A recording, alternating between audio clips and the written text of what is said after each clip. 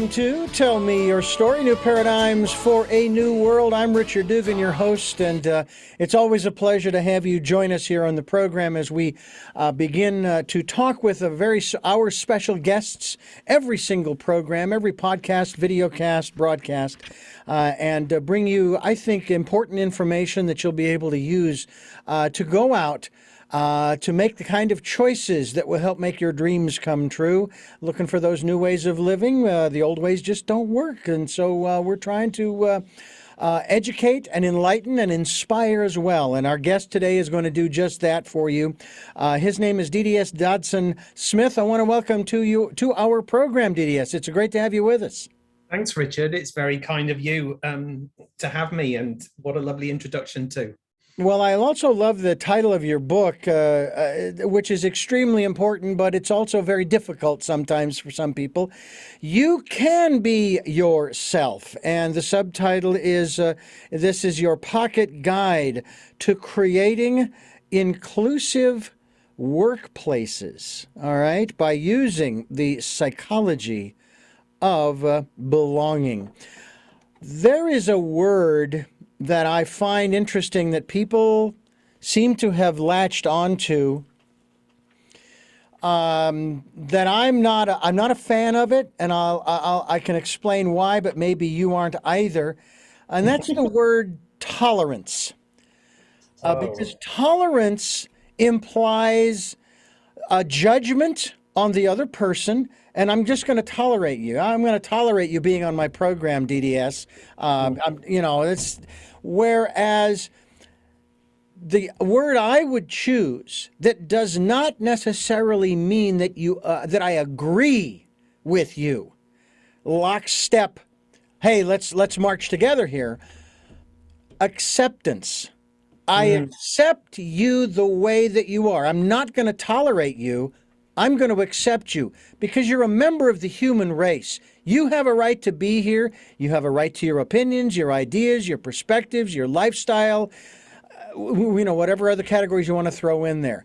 And it seems that maybe we should start there to begin with as far as that's concerned when you talk about the psychology of belonging, because I'll tell you what, if somebody said, I'm going to tolerate you, Richard, I don't really feel like I belong. Right. But if they say, Richard, I may not agree with you and your perspectives, but I accept you, I feel included. Yep. I couldn't agree more. One of the things that I talk about in the book is this idea of meeting people where they are at. I often talk about how it's easier for somebody to get on your bus if you go to their bus stop instead of asking them to come to your bus stop. And I think what becomes, really important in this space is the idea of respect as well as acceptance. So we all have different models of the world. Even those of us that believe similar things, don't believe similar things, come from the similar backgrounds, we all go about our daily lives constructing our own experience of reality in our heads. And so each and every single one of us has our own unique map of the world. And I think what becomes really important is that we start from a place of respecting the other person's map of the world, respecting that their map of reality is their map of reality, and that it is not up to me to judge whether they are right or wrong. It's up to me to accept them exactly as they are, where they are, because quite frankly, we as individual human beings often have a hard enough time accepting where we are, let alone accepting where other people are. Yeah, and I will share with you that I had an experience several years ago, and it was primarily during the beginning of the presidential campaign 2016. And I got sucked into the whole darn thing in September. It took me 6 months to get unsucked. And I finally reached a phase in 2017 where I was actually able to say, and to me this does say this, it was very hard at first because my ego was really insistent. It was a little on the bruised side because I didn't want to bully in the White House, and that's my perception. Okay, so folks, that's just my perception. I'm not putting it on anyone else. But I got to the point where I finally was able to say, DDS, teacher, thank you for teaching me how not to behave. I moved into 3 other phases after that. I forgive you, but more importantly, I forgive myself for allowing myself to be drawn into this quagmire of politics. Yep. Third phase was from a very humble, contrite heart, but also from a very human heart. What is it that you're so afraid of that makes you behave and speak this way? I'm not asking you to change. I just want to understand so I can set this stuff aside and move on. And then the fourth phase was to say those 3 words and mean them. And as I said earlier, this man has every right to be here just like the rest of us. I may not like what he's doing, but those 3 words are, I love you. All right? I don't necessarily support you, but I accept you as part of our society and civilization, and I can move on. I don't have to follow you. I don't have to listen to you. I don't have to do anything more than say, you have every right to be here just like the rest of us. I don't want anything to happen to you. That's any more than and I would say the same thing even about Putin with this whole thing. The man does need a permanent timeout, but I don't mean by virtue of killing him. No. That's totally contrary to this program. So it seems to me that tolerance is not the word we want to use, it's acceptance. But you put all of this in the psychology of belonging within the context of business. But I've also noticed that people will actually, in certain aspects, they will use psychology. For example, I was taught in sales that the main focus of sales is not to get the contract, to get the check, to get the money. It's not the bottom line. It's to establish relationships. And at first I thought, that seems a little disingenuous because, again, you're creating a relationship. But for what purpose? To make money. Because that seems to be everybody's focus. Let's talk a little bit about that. And granted, again, I know that this is geared more towards the office place, business, the workplace, and so forth, but that's part of our lives, of how we live. Yeah. I mean, we live in a capitalist economy that is driven by producing and consuming. So there is a drive to produce and consume in order to keep the economy alive. So that is true, and that exists. And one of the things that I talk about in the book is that our need to belong is a prime directive. It is a biological imperative. We need to connect with other human beings, and we need to feel love and nurture from other human beings, including in the workplace, but including in all contexts of our lives. And that transcends geographies, generations, and it doesn't, to me, it doesn't matter where you come from or what you believe. We all deserve to belong and to experience belonging. And it's as simple as that. DDS Dobson Smith is my guest. You can be yourself here. We're going to talk about that as we continue here on Tell Me Your Story. I'm Richard Dugan, your host, and it's really a pleasure to have DDS Dobson Smith on our program. DDS, when we talk about being yourself, a lot of people don't even know who they are, and that seems to be the first hurdle. And one of the things that we have been promoting for several years on this program since September of 2019, September, a key month. It's also our anniversary month as well of this program, is the 2020s, the decade of perfect vision. Well, where will you always have perfect vision? When you go within, when you spend time in that quiet, still, calm, peaceful place, listening to, you can call it your intuition, that still small voice, higher self, the divine, whatever name you want to give it. How important is that in learning about self so that we can be our true self? Well, I think in the process of inclusion and belonging, it does mean being able to meet other people where they're at, accept them for who they are, and acknowledge and affirm that they have a place in this world. Now, the challenge in amongst this sort of stuff that I've often seen when I work with leaders and people on matters of diversity, equity, inclusion, and belonging is the narrative of, well, I don't see color, or everyone's the same. And the intention of that I understand to be positive and true. But the impact of that is something that can be quite damaging and harmful, because it invisibilizes the experience of other people.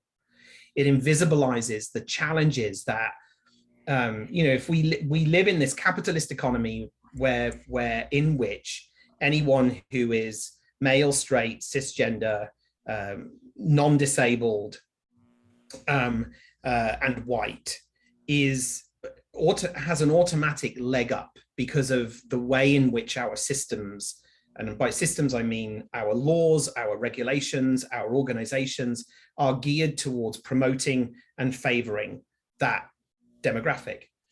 So when people say, well, I don't see color and I don't see sex and I don't, everyone's the same, for the people that don't have identities that are white, straight, cisgender male and non-disabled, that, as I said, that invisibilizes the struggle that they have had.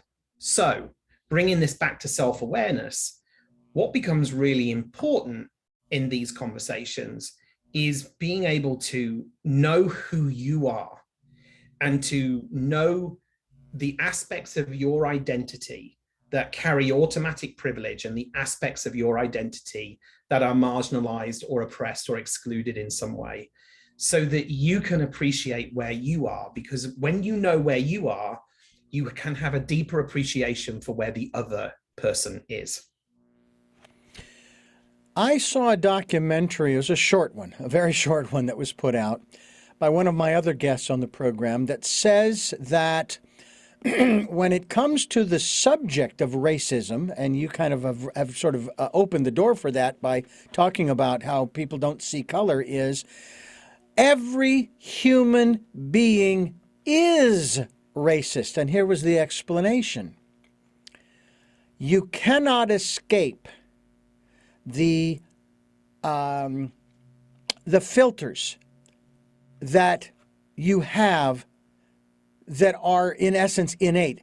It doesn't matter what you say about how I don't see color. The reality is you do anyway, even if it's on a subconscious level. And that, and to acknowledge, and of course what they did was they did this montage of a multiplicity of people who said, and these were all people of different races and sexes, and each person came on and said their name and said, I'm a racist. Each one of them would acknowledge and accept that title because they understand now that we all do it. We you and I, we have the same hairstyle. Okay? And people will see us and they will make a judgment. Oh, is he a skinhead? Maybe he's until I start talking to you and getting to know you, I'm already passing judgment on you, plus or minus, positive or negative, friend or foe. Well, that's where I'm not aligned with your previous guess that everyone is a racist, and this is why. Because everyone can discriminate, and discrimination in and of itself is just discrimination. I am discerning between I like this, I don't like that. And then there is prejudice, which is a judgment that we make, a prejudgment that we make based on our discrimination. When you throw power into that, only when you throw power into it do you get things like racism, sexism, heterosexism. And so, depending on where the power sits, and by power, I don't just mean hierarchical power, I mean systemic power, I mean power of money. So, as soon as power gets added into the discrimination and the prejudice behavior, that's when you get the isms. Now, and so in this life, at least in my lifetime, I think anyone who walks around this world in a black body or a brown body or somebody from an indigenous First Nations community do not carry power. The system is stacked against them. So I don't believe everyone is racist. I do believe everyone discriminates. I do believe everyone has prejudice, but I don't believe everyone is able to be racist by the definition of the word. Okay. And maybe they're using a broader definition. I'll have to go back and watch that again. It was just a fascinating conversation that he was eliciting from these individuals. And they, of course, they elucidated on that, each one of them. So it was just kind of a fascinating perspective. I myself, and this was rather interesting. Now, I was born and raised, I was born legally blind. With 3 different conditions: cataracts, nystagmus, and stigmatism. In my 36th year, I had a lens implant in my right eye, so now I'm actually driving. But before then, nope, not driving. Wow. And I remember this very, very vividly, where I was working one day at the radio station back in Phoenix, and we were doing a music hour, and I was pulling the vinyl out of the record sleeves and putting it on the turntable and queuing it up. And sometimes I'd pull out my magnifying glass to make sure that I got the needle right where it was supposed to be, and I would cue it up. And I got so proficient at it, I could cue a record up in 5 seconds from the record in the rack, the record rack, to the turntable platter, queued up, ready to go. I got so good at it, I didn't even need my magnifying glass. And I still remember to this day, there was somebody there in studio with me, and they saw me pull out my magnifying glass and use it, and they said, I didn't know you had poor vision. Wow, that's amazing, and there I was. And so I sort of adapted, and so they had no idea. I wasn't really that public about it at that time. It was, and there was a certain element of hiding it. I would be embarrassed sometimes to pull out my magnifying glass in front of a bunch of people. Not anymore. That doesn't bother me.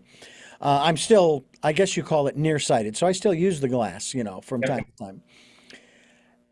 That is one of those situations where I was pleasantly surprised, rather appreciative of their. I don't want to say their lack of awareness, because it was probably the first time they saw me do that. But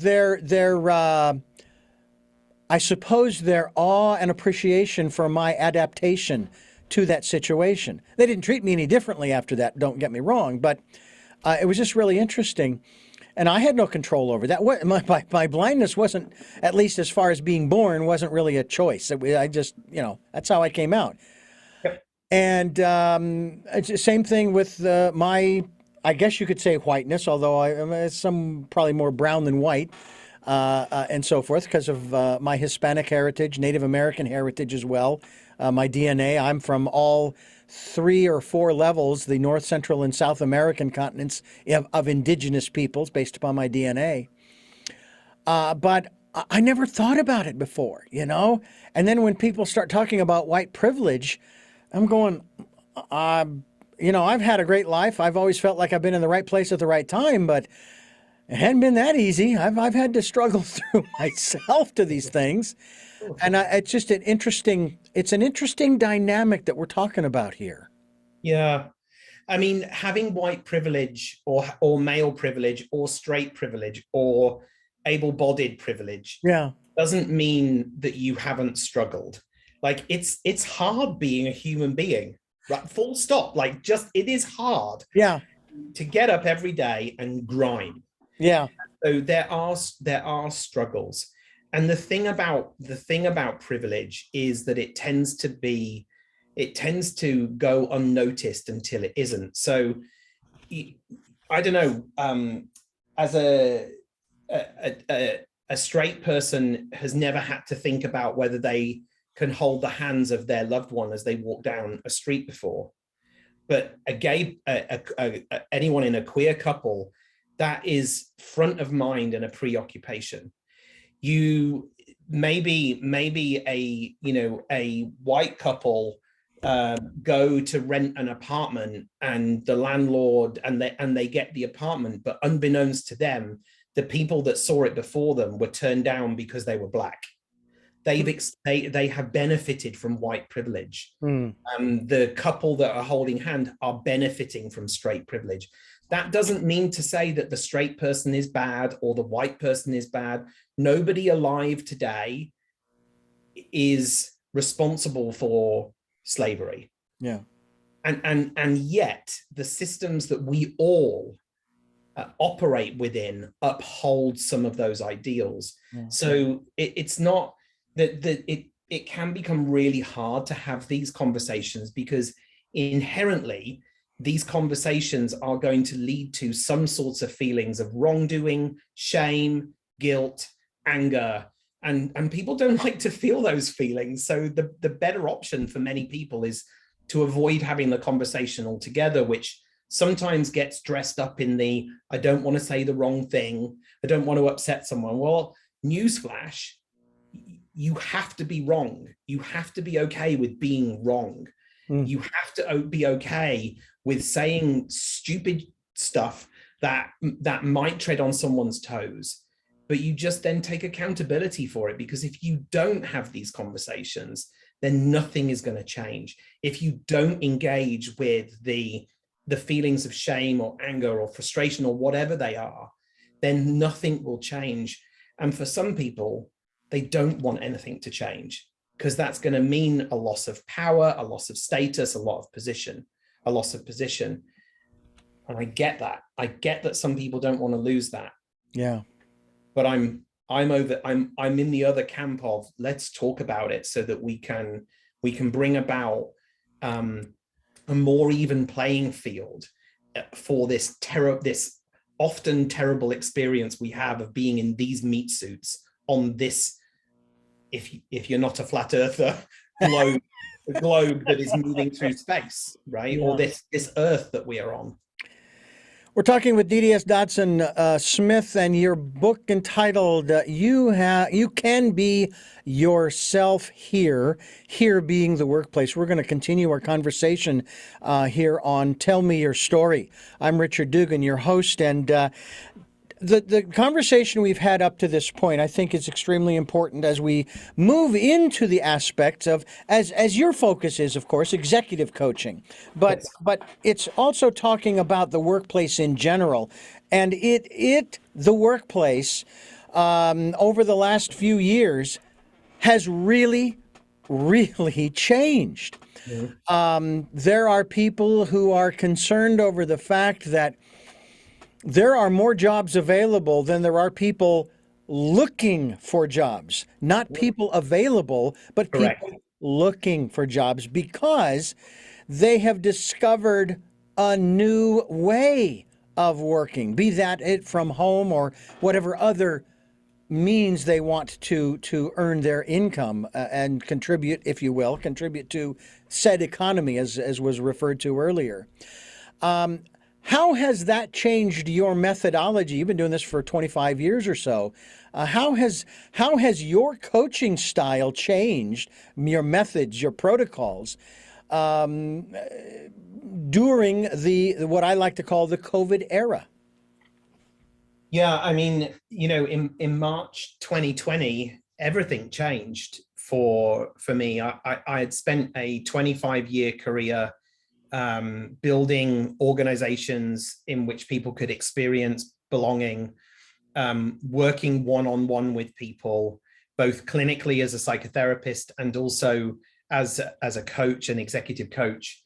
And I was adamant that my work had to be done in person.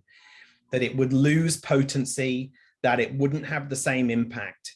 And then COVID came along and said, oh yeah, DDS, hold my beer. um, and so March 2020, everything changed. And if I wanted to continue to pay the mortgage, and if I wanted to continue to pay for cat food for mine and my husband's 2 cats, then I needed to do something differently, and I needed to shift everything online, which is what the entire world did. So I'm not sitting here, professing any kind of brilliance, but we all moved online. Mm-hmm. But what I'm seeing now, or what I heard throughout to use your phrase, the COVID era, was a lot of people finding it hard to build relationships, to deepen rapport, and to establish connections with people not in a physical location, through a screen and or through a phone.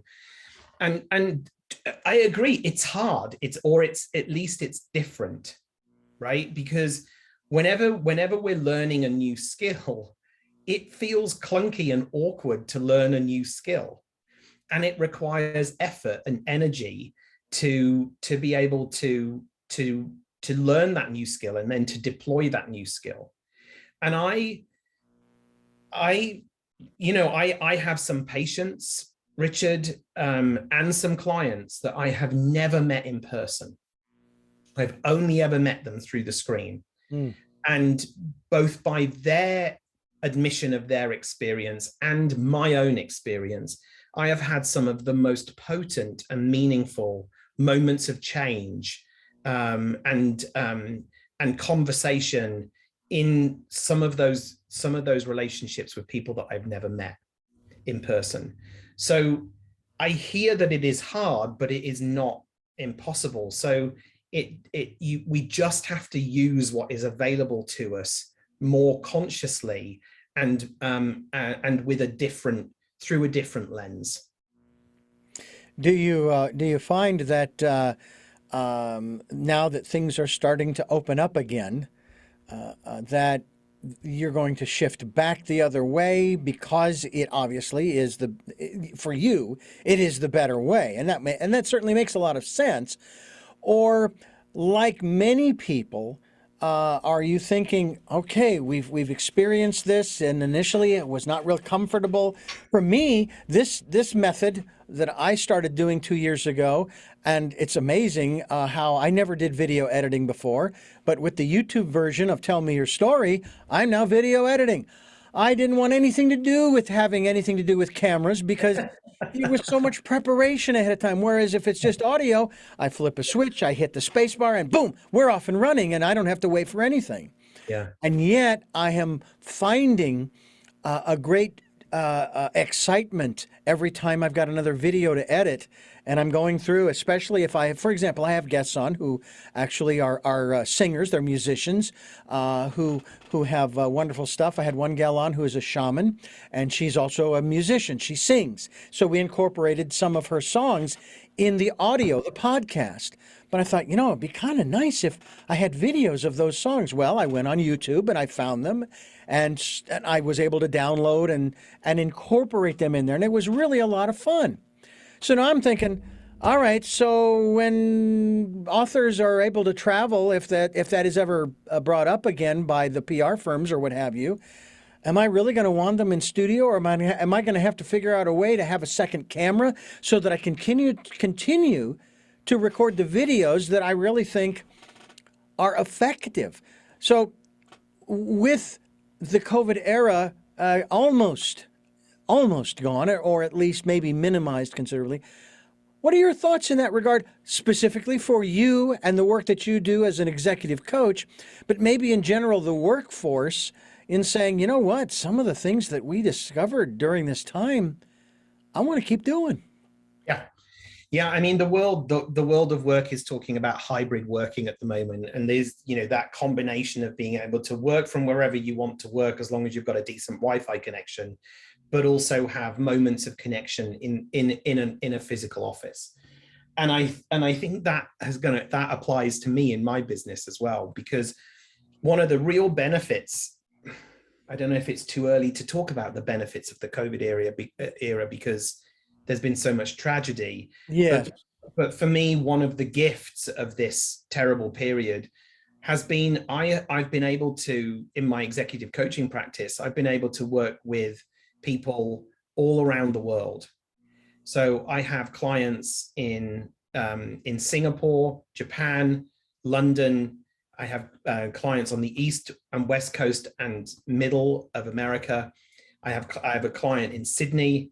So that being able to meet online has opened up that world. And then with my psychotherapy practice, I'm starting to see my patients in person again. And so being able to, I think the COVID era has been a paradigm shifting moment for so many people, if not all of us.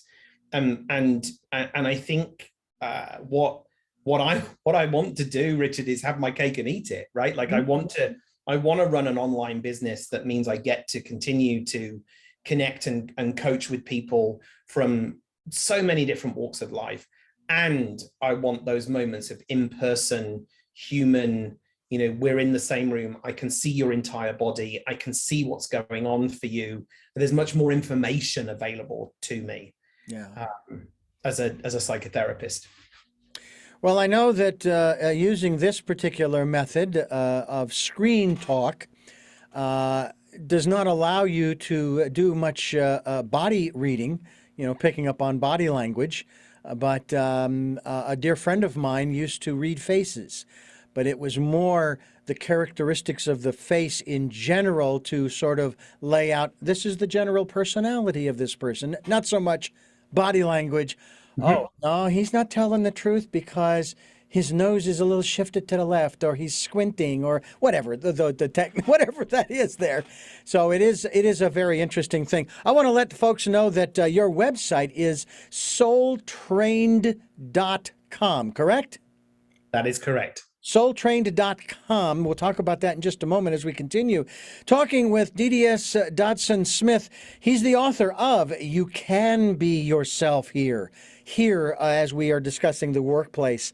And we're going to continue doing so as we continue here on Tell Me Your Story. I'm Richard Dugan, your host, and I want to let our listeners and viewers know that this program is here on Sundays at 7 a.m. and 7 p.m., Monday mornings at 1 a.m., and we're streaming live at those times at richarddugan.com. Oh, and don't forget about the special edition of Tell Me Your Story. It's on Wednesdays at 9 a.m., and we podcast these programs. They are on SoundCloud, iTunes, TuneIn Radio, Spotify, Stitcher, Player FM, Blueberry, iHeartRadio, Amazon Music, and many other locations on the internet. And as I mentioned earlier, we're also on YouTube. The channel is Tell Me Your Story, Richard Dugan. Easy enough to find.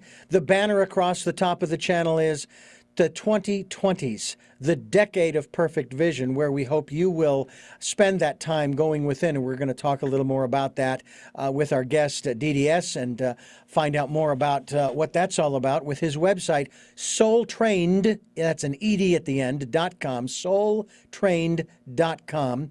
And we also ask if you can support us financially. We have a PayPal account. It is for your security as well as ours. Any amount is graciously accepted. We will even take energetic support. So if you happen to be a Reiki master and you want to send us some good energy, we'll take it and we'll put it to good use, I promise you.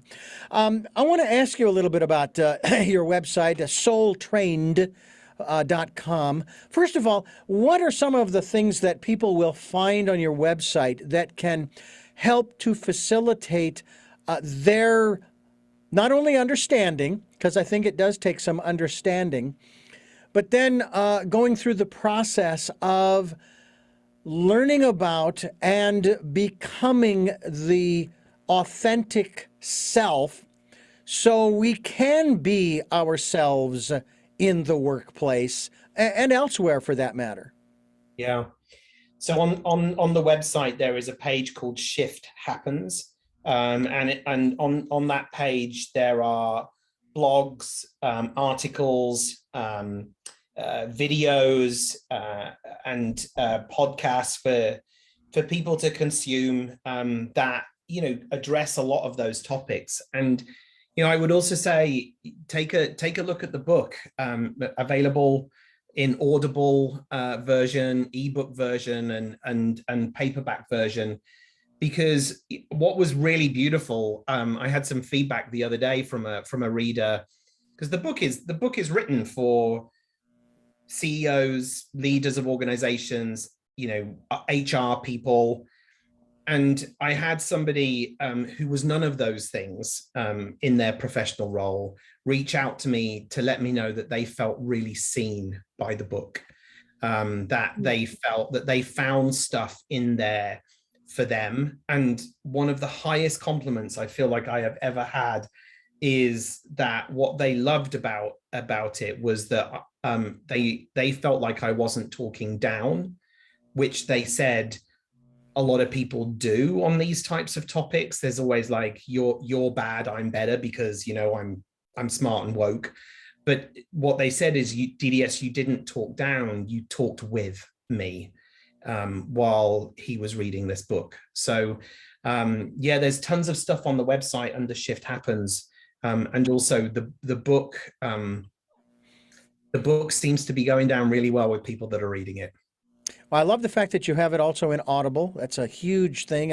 I have been hearing some analysis and statistics that Audible is beginning to really start to take off, as if it wasn't already pretty popular. Although I do have to tell you that in my early days, I was listening to Audible before Audible was Audible, because I was listening to books on vinyl and cassette and reel-to-reel through talking books for the blind and recordings for the blind.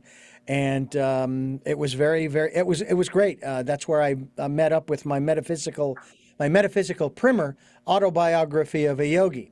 And I still have that original recording on my phone. And I've listened to that book probably, I don't know, possibly 1,000 times in the last 43, 44 years that I have not only been in this business, but been on my search for the questions that are on my mind. And I want to talk a little bit about the aspect of soul training. I mean, again, we talked earlier about going within, spending time listening to the still small voice. Describe for us a little bit about that, because that seems almost contrary to capitalism, free enterprise, the business world, the workplace, anything to do with earning an income, if you will. There's no soul there. It's hard, cold cash. Exactly why Soul Trained exists, Richard, because, you know, it's an antidote to that, right? So one of Soul Trained's mission is to help leaders get up out of the weeds of their comfort zone and into places they didn't need to go, and to create leaders who are worth following around the world. And the name really comes from the word psyche is a Greek translation, or it's translated from Greek as being soul. So psyche is soul, psychology is the study of the soul, and psychotherapy is the healing of the wounded soul. So psychopathology being wounded soul. And so the idea here is, when we look at business today, there was a really interesting report done by it was published in Forbes in 2018, some statistics around how 82% of managers, when their team members were surveyed, were not good at managing other people. And then combine that with the something like $15.2 billion that is being spent by business in America alone on leadership development each year. Something is not working, right? And so the idea is that leadership today, in my view, is about unlearning management and relearning being human. And so Soul Trained is here to bring about that humanity, to bring back humanity into the workplace as a not to get rid of, to demolish the, that we're here to make money and we are in a capitalist economy, but to act as a counterpoint to it, as a counterweight, so that we can find organizations that have humanity running through them, in their leadership and in the way they approach running the business, while also making money. I remember being a part of some groups when I was younger, and they would talk about how you should do what you love doing and the money will follow. Now, I think that a lot of people interpreted that as the money will follow, meaning that your bank account will grow and grow and grow and grow and grow and grow and grow. And I've begun to reinterpret that. I'm 61 years old. I've been in this business, this broadcasting business, for 43 plus years. And I'm still here. I'm healthy. I got just a little bit of a punch on me I'm working on getting rid of, but I'm eating, okay? I got gas in the truck. I've got food in the refrigerator. I've got clothes in the closet. I've got all these things, right? I don't have a huge bank account. I'm like everybody else, going from paycheck to paycheck. But the key is I'm here. I'm still here. Regardless of what my mental and emotional state has been over the years, frustrated by certain aspects of my financial status and income and so forth, I'm still here. So the reality is best epitomized, DDS, by, and I'm going to make the story very short. I could elongate it, but I won't. Basically, two guys go out to 2 or 3 or 4 different meals. And one guy's Bob, and the other guy's Fred. Bob always picks up the check, and he reaches in his pocket, pulls out the exact amount at each of these meals. 4th meal, Fred says, Bob, first of all, thanks so much for buying lunch. I appreciate it. But how is it that you always have exactly the right amount every time we go out? And so he tells him, well, I found this bottle, and I rubbed it, and this genie came out and said, you have one wish. Okay, can I think about it a little while? Says, sure, I'll be here. Comes back, says, I know what my wish is. I want to have exactly what I need, when I need it, where I need it. So he says, your wish is my command. And so every time I reach into my pocket when I go somewhere and I want to buy something, I've got exactly what I need. So the guy's not in debt, all right? He doesn't have a huge bank account. He doesn't need it because he always has what he needs. And it seems to me that there's the biblical a passage that speaks to that, about how you see the birds, and Jesus is speaking, you see the birds flying through the air? They don't toil, they don't work, and yet, guess what? They're taken care of. So don't worry about where your next meal's coming from, or what clothes you're going to put on your back, or dwelling you're going to live in, or where you're going to lay your head tonight, and so on and so on and so on. You're taken care of. You're taken care of. Do you think that mentality is starting to change, or the mentality of they don't pay me enough, so I'm going to take this stapler, I'm going to take this paperclip holder, I'm going to take this CD cleaner, because they don't pay me enough, so I'm going to take my bonus in materials from the workplace? And there was a story in the 80s from Motorola. They fired 1,000 people because they did an audit. There was $1 million worth of materials missing. Now that seems to me to be a little backwards in terms of, you chose to work there, you chose the salary, all right? There was no guarantee you'd get a raise every year. Is that mentality changing? Do you see that happening? Well, I don't know. I don't know whether it's changing, but I guess what I can say is that whenever anybody starts a new job, they do so full of the joys of spring. Mm-hmm. They're really happy to get the job. They're grateful that they were offered it above the other candidates. They're probably relieved that they have, are able to pay the bills, and, you feel good.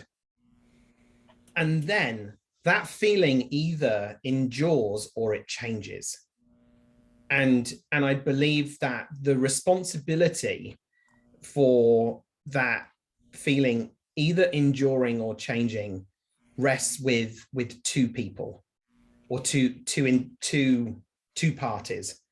The first party is you, because you have the right and the ability to get up every day and to choose your attitude, no matter what is happening to you, whether you are the recipient of harmful, violent behavior or not. You still get the opportunity and the right to get up in the morning and say, this is how I am going to respond to what is happening to me.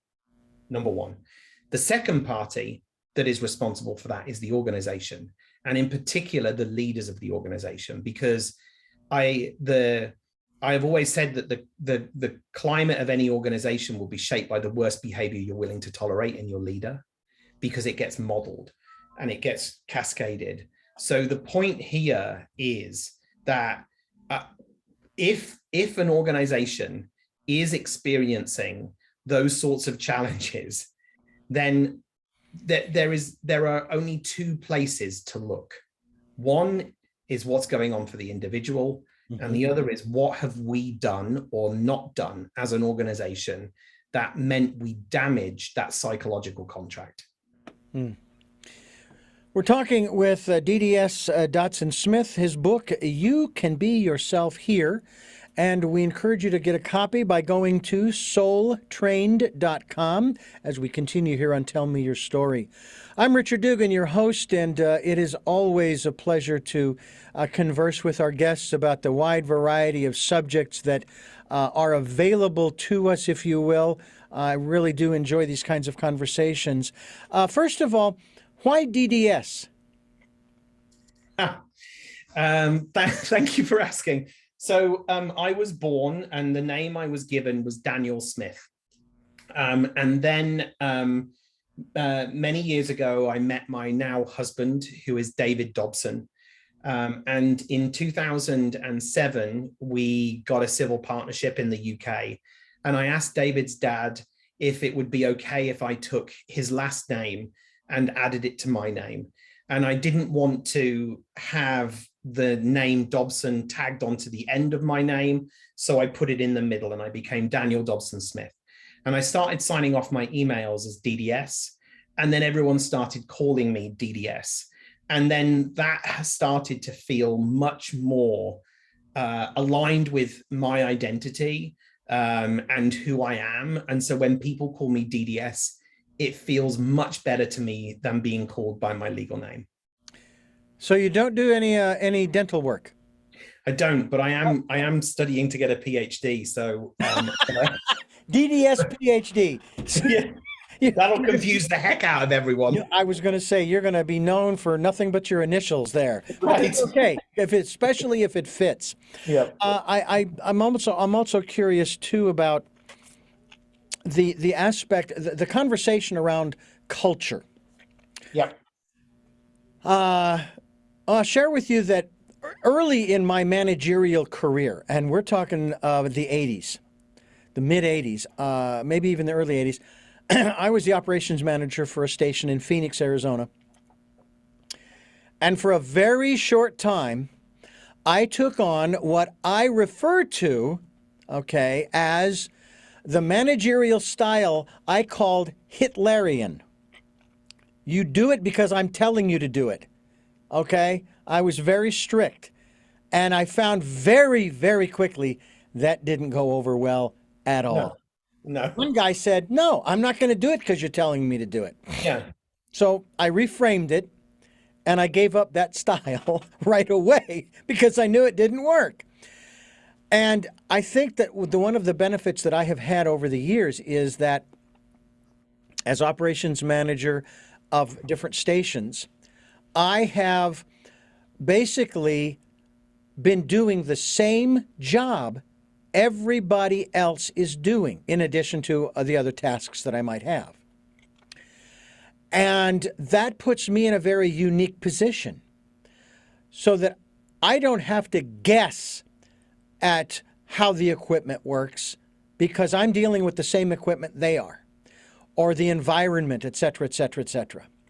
It's one of the reasons why I like that one television program, Undercover Boss, because a lot of these bosses, they're sheltered in their quote unquote ivory towers. They have no clue as to the jobs that the people are doing. And when I hear about CEOs getting all of these raises and these giant bonuses, what the heck have they done to bring in the revenue that that company has? They've done nothing. It's the people down at the bottom doing the legwork, doing the heavy lifting. It's the drivers of Amazon and UPS and FedEx and so forth that are making the money, not the CEOs. It's the drivers that ought to be getting the bonuses, you know.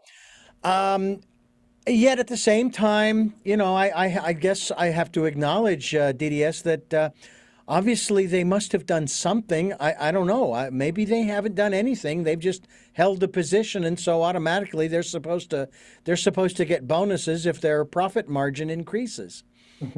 And that creates, I'm sure, a lot of frustration and animosity. This kind of goes back to my original question a little earlier, dealing with the whole money issue. But I will tell you that one of the lessons I learned very early on also was when I first started working in this business, I was making minimum wage, and it was $3.65 an hour. Now that'd be appalling today. 15 years later, when I left that same station, I was making a whopping $7.35 an hour. Now, I could have become bitter and upset over the fact that, oh, I'm not going to do that because they don't pay me enough, until I started to realize that there were certain things that I was given the privilege of doing. I was able to do interviews and air them in the evening hours where we had no programming. And I was making the contacts with these different guests, such as yourself, for example. And I would get the materials like the book or the CD or what have you. And I was getting the experience of interviewing. And I began to reevaluate what I would hear from a lot of people who would come to work for me, and with me actually, who would say, hi, I'm not going to clean the toilet. You guys don't pay me enough to clean the toilet. Well, yeah, but I clean the toilet too. And so you're going to clean the toilet. But I put it in that context that I realized I'm getting a heck of a lot more, certainly, in exchange for the time that I put in here, the 8 hours, and the work they require me to do. I'm getting even more. Is part of your coaching helping people to change their perspective in the workplace in that regard? Or is that a sign that maybe they should go look for another job? Well, I mean, I can tell you what my coaching and my therapy isn't, and it's and what I don't do is help. I don't teach coping skills to people that will mean that they are more easy to be walked over, right? So first of all, I'm not in that game. I am in the game of helping people to realize for themselves what it is that is missing or present in their lives that holds them back from fulfilling their own potential. And that's what it's all about. And I always like to remind people of their own agency, their personal sovereignty, and I do try and shift people away from, or take them more towards being at cause in their life and being able to be increasingly in touch with their agency.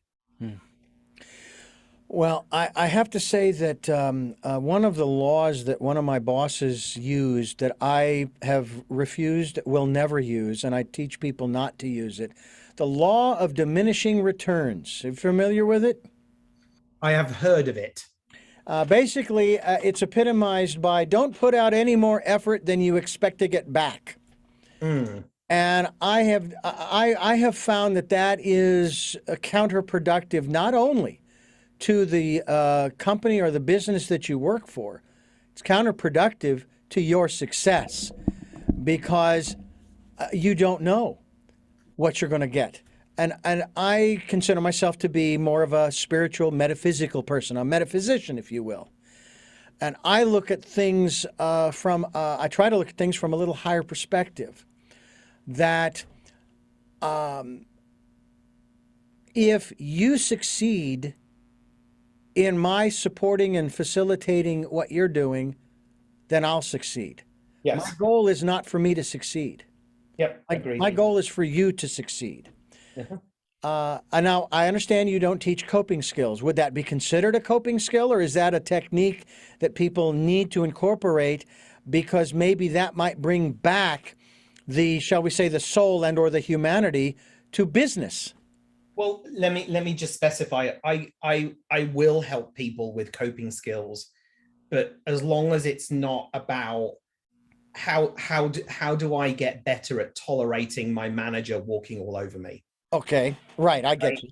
So if I will teach coping skills if it comes to being dysregulated or triggered or and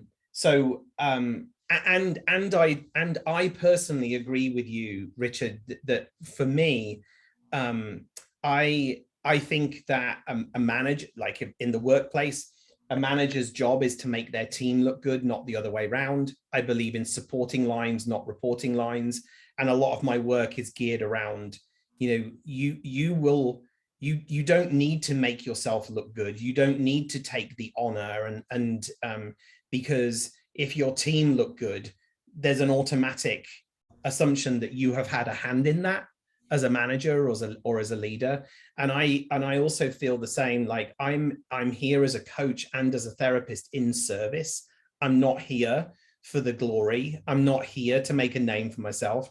I'm here to be a catalyst. And I'm here to help people become. Well, I am glad that you're there. We can use all the help we can get in business, in all aspects of business. And I would like to think that maybe it might also spill over into government. I mean, I'm dealing with two agencies in particular. One is the IRS. The other one is our local we'll call it Department of Economic Security, so to speak. That's not its name, but on a couple of issues. And fortunately, and I maybe it's me because of the way I approach it, when I talk to folks here locally in the state of California, I usually get pretty friendly people because I try to be, just like I am with you, very friendly and very amenable because I figure, look, they didn't make the rules. Okay, they're just there following the rules to the best of their ability. And a lot of times I get nowhere pretty quick, but I don't blame them because it's not their fault.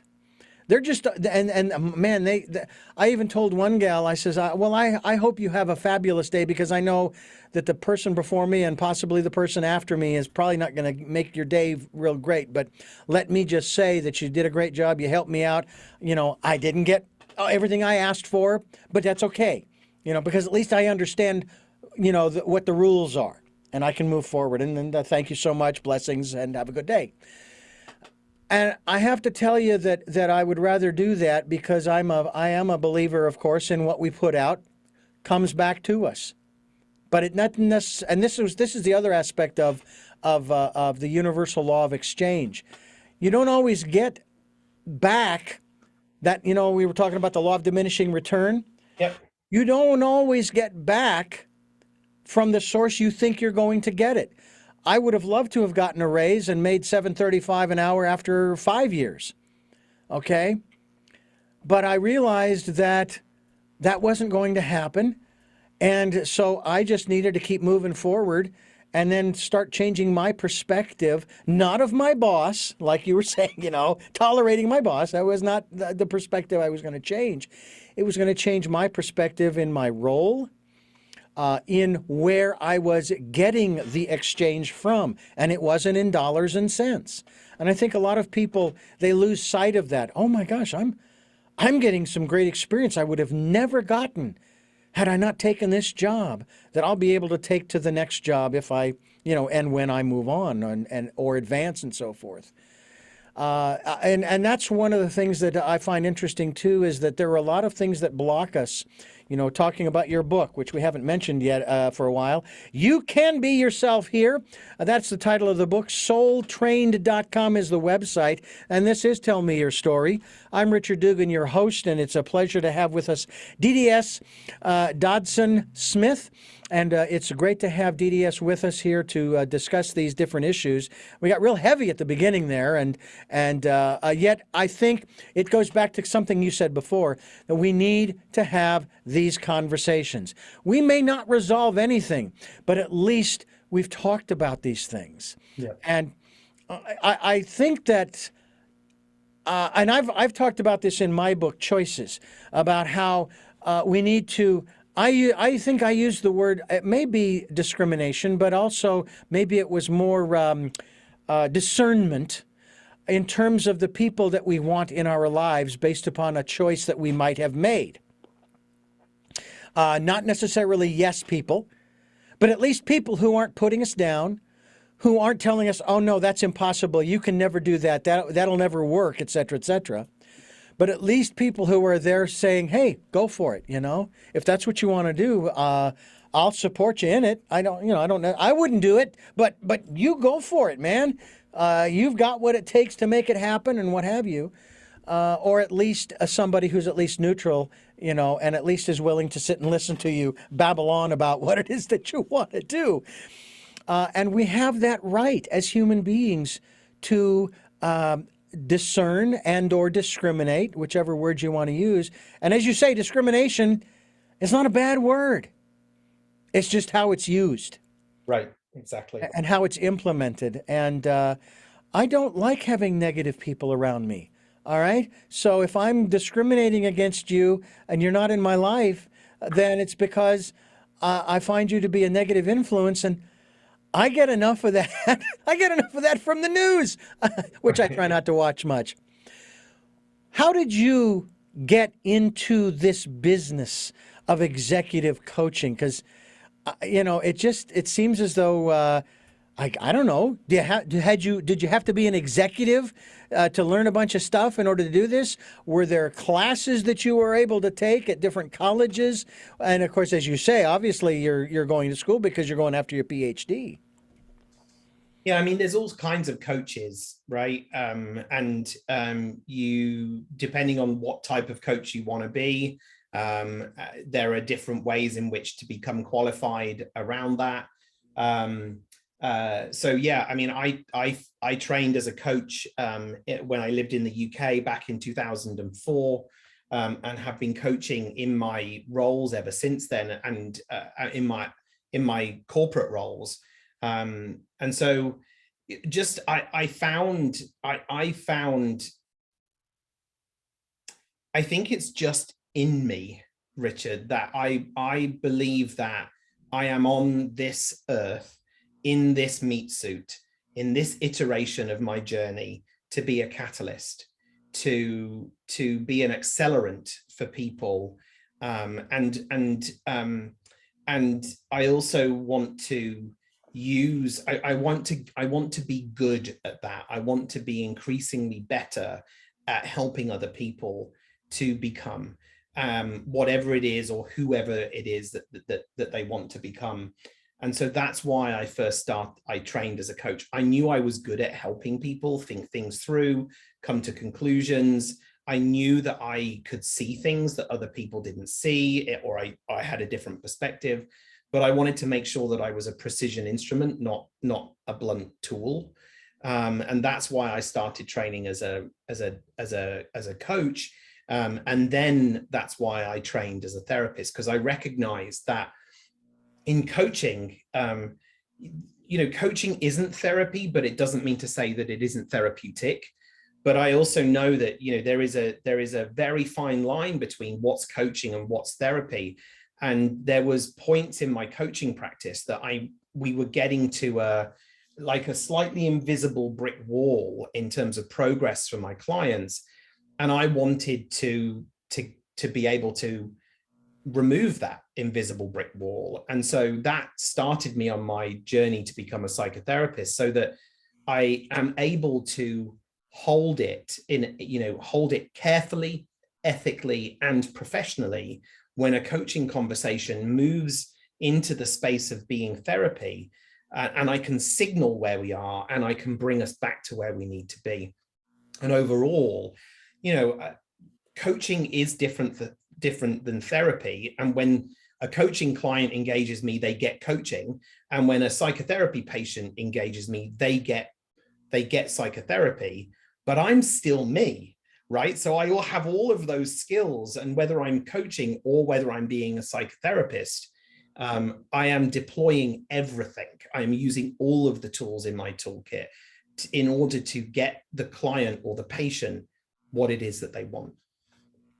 Well, as I've said on this program time and time again, this program is my therapy. So I have had hundreds and hundreds of therapists, yourself included, who have helped me to better understand myself, as well as in our conversations, the world around us, and to maybe change a perspective a little bit and say, look, this person is the way they are because, and it's not for me to sit there and pass judgment, because as we've often said on this program, we all experience the same emotions. The intensities certainly change, and that's what makes us all the same. What makes us unique is the stories around those emotions, what created those emotions. And we need to share those stories as well. Do you find that the work, the therapy that you do, and the coaching that you do facilitates people in business in their relationships? Because it seems to me like a lot of what we've talked about could be incorporated within relationship. I mean, it's all about relationship, right? Like we don't exist in the business world or in any context of our life without relationship. There is always some sort of relationship, and I think that leadership must be viewed as a relationship between the leader and the led, and the quality of that relationship and the depth of rapport that exists between the leader and the led is the difference that makes the difference between, just going back to something that you said earlier, when you said, people don't do what they're told to do when you're with your previous management style. And that's absolutely true. People don't do what they're told to do. They do what they want to do. And that is true in the workplace as it is in any other place. And so the difference that makes the difference between somebody wanting to do what they're being asked to do is the quality of the relationship that they have with the person that's doing the asking. I find what you have to share with our listeners fascinating. I like the fact that you want people to be themselves, their authentic selves. In your coaching, you probably don't do this, but in your therapy, I'm sure that you do. And that is, you help people to get in touch with the inner part of themselves, and even the shadow side, if you will. Mm-hmm. The light side, that's easy. That doesn't hurt. That's not painful. That doesn't take a lot of energy and effort. It's looking at the shadow side that is the real challenge for most of us, because we just don't want to face that, right? Right. And yeah, so I mean, this does come up in my coaching practice, actually, Richard. When people come into coaching and they want to discuss a particularly fractious relationship that they have with somebody that they work with, or somebody that they manage, or someone that they are managed by, this idea of the shadow does come up, because the concept of the shadow, which comes from Jungian psychology, helps us to know that there are aspects of ourselves that we don't like, that we repress into the shadow, but that we are able to name in other people. And it's easier for us to see these aspects of these disowned aspects of ourselves in other people and judge them for it, and to rail against them or to be angry against them. And actually, what I like to do with clients and patients alike is help them to explore what aspect is it of themselves that they are disowning, that they don't like, that they need to be at peace with, such that when they are at peace with it, the frustrations and anger and judgment that they have towards this other personal situation just begin to fall away. Do you think, or maybe discern, if you will, that the workplace, the place where people will congregate to do their work, where they haven't been for the last year or possibly two, may be fraught with some real challenges because we haven't been connecting in person? They talk about the new pandemic, mental health pandemic. Yeah, I mean, this is another shift and change, right? Over the last year to 2 years, we have, for right or for wrong, and whether we've enjoyed it or not, we've turned inward and we've become less connected. We've become more isolated. And some people who live alone haven't had to engage in physical company for an extended period of time. And I believe that the thought of engaging physically in an office environment or any environment can bring lots of fear and anxiety for people. Because like, well, how do I do this again? How do I behave? Something that we were very, very well practiced at went away for an extended period of time. And so we forget what it's like. And so, yeah, I couldn't agree more. I mean, yeah, there's the pandemic that is impacting, or COVID that is impacted mental and emotional health. But then just look at what's happened this week over the last 2 weeks in America. Yeah. With and then it's the second anniversary of the killing of George Floyd. There's heaviness. Yeah. Everywhere. And so it's just it weighs whether we allow ourselves to consciously recognize how much this heaviness weighs upon us, or not. It's there and it exists and it impacts and it infiltrates. And so mental health and emotional health is more at risk now than it has ever been. Yeah, and that's why we need people like you to help us through, and we can get through. I think that's one thing that I think a lot of people need to understand, is that we can make it through, but we have to be willing to take one step at a time. It's not going to happen overnight. And think about it. When they locked us down, as it were, in March of 2020, here we are already in late May, early June of 2022, 2 years later. Here we are. And I will tell you that on one level, I was elated at the lockdown. Not because I became an instant epidemiologist and I knew that they were doing the right thing. It was that we're doing something different than we've ever done before with something like this.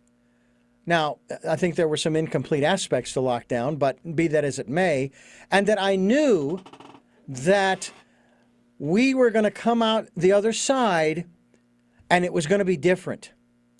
Now, whether we like it or not, not the issue. But the fact was, it was going to be different. Mm-hmm.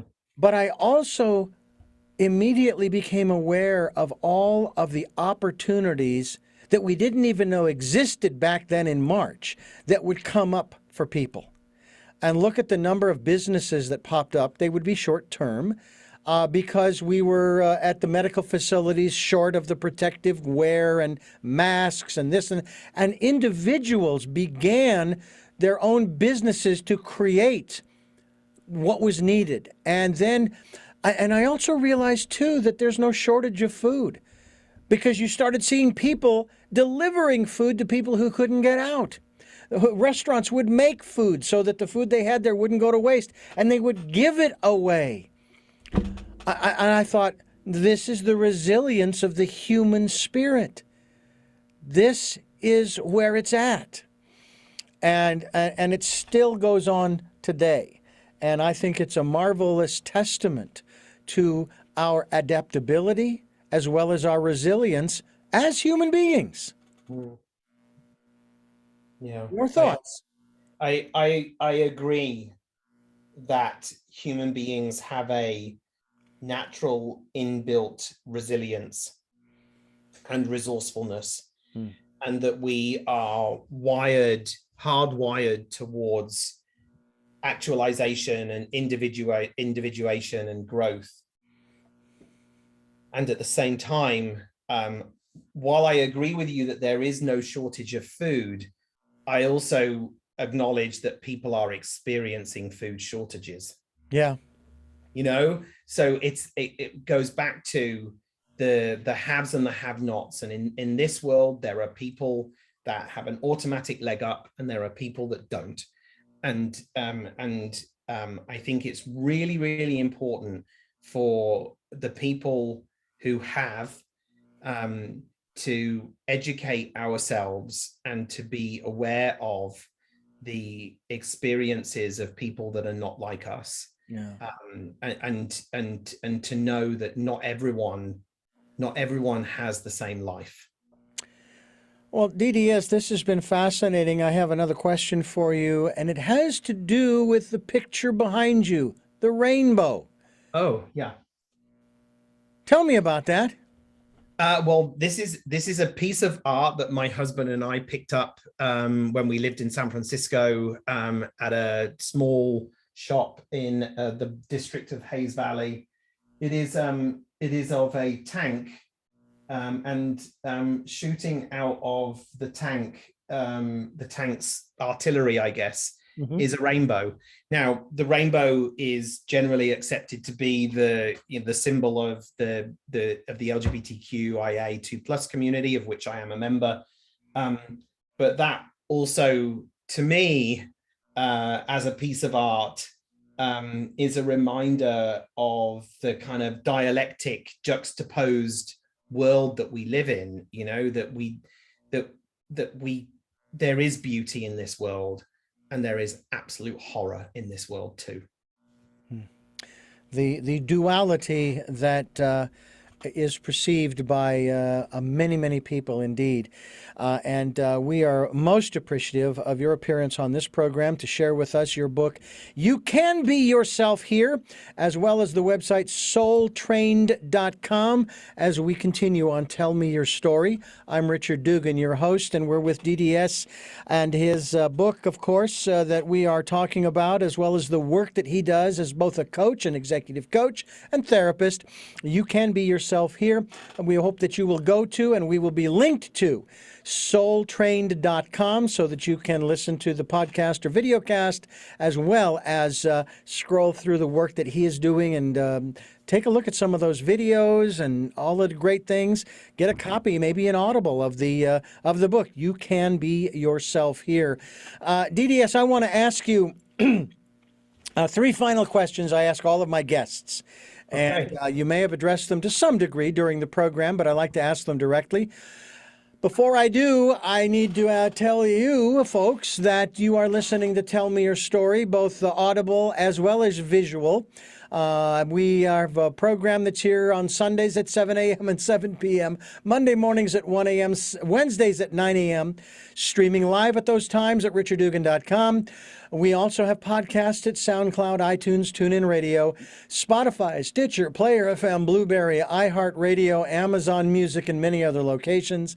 And we're on YouTube with the video cast. You subscribe to those.